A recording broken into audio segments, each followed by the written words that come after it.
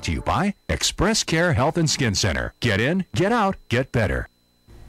Happy day and welcome back to our Healthy Living edition of KUAM News Extra with Dr. Jitka Lom. If you're just joining us, we are talking about healthcare costs and how to save money. Let's get to some of our viewer questions now. Doc, will I save money if I buy my crutches instead of having the hospital equip me with a pair? Well, anything you get from the hospital is going to cost a lot more. So the answer is yes. Please try to get everything outside. If you, on average, you'll save about 50% if you buy things outside of the hospital, medication, crutches, whatever. Okay, Charles from Pneumatic asks, is there anything wrong with purchasing generic drugs? And we mentioned that earlier. No, it's so important. You can use generic drugs. They work just as well. Oftentimes patients have that perception like, oh, if I'm not getting a brand or if I'm not spending a lot, maybe it's not as good. No, generic medicines have been around forever. They're actually safer a lot of the time because they've been tested out for many more years than newer medicines. And don't hesitate to ask your doctor and tell your doctor that you're on a budget or that you're having trouble affording the medicine.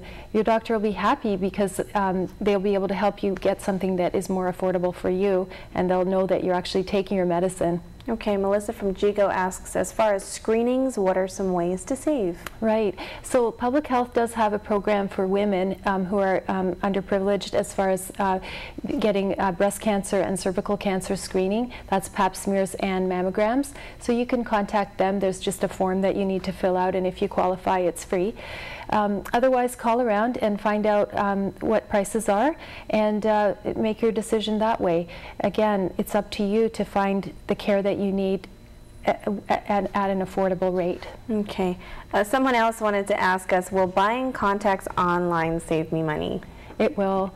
Many things you can buy online, including medications. Some people will even send their medications off island or even to other countries to get it. Is that safe, though? Well, it depends. If you're using a reputable pharmacy, for example, in certain other countries, you can save money, and if they accept it, it will be fine. Okay, I've never heard of buying prescriptions from other countries. Yeah, Canada. All right. And then James from Chalampogo asks, is there any way to get discounts on laboratory tests? Yes, there is. If you advise the laboratory technician, you can pay at the time of drawing the blood, and they will usually give you about a 50% discount if you self-pay. If you're using your health insurance and you're just paying a co-payment, it may not be to your advantage.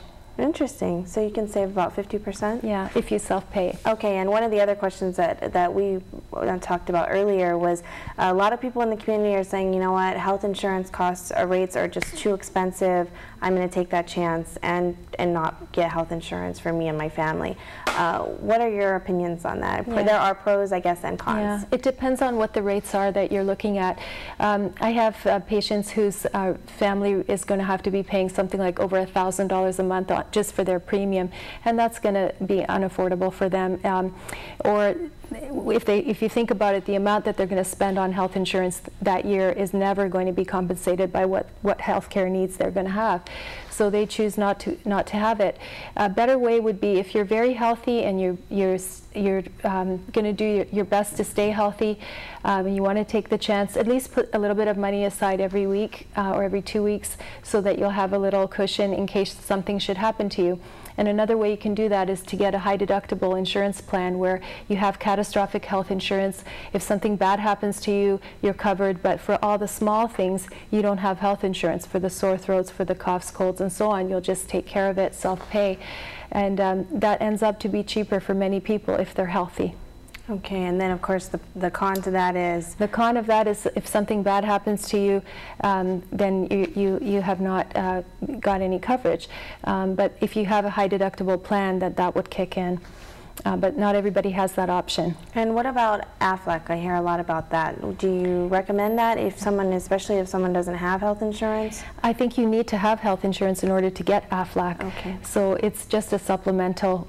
It does save some people money if they have chronic health conditions, but it wouldn't fit all people. Okay, any last tips for saving some money?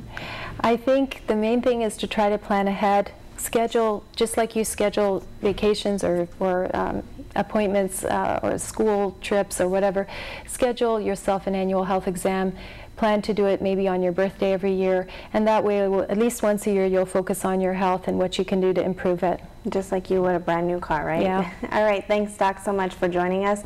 We will of course see you again next week when Dr. Lom will be discussing fibroids and endometriosis. So if you've got a question, make sure to post your question on KUAM.com or on our Facebook page.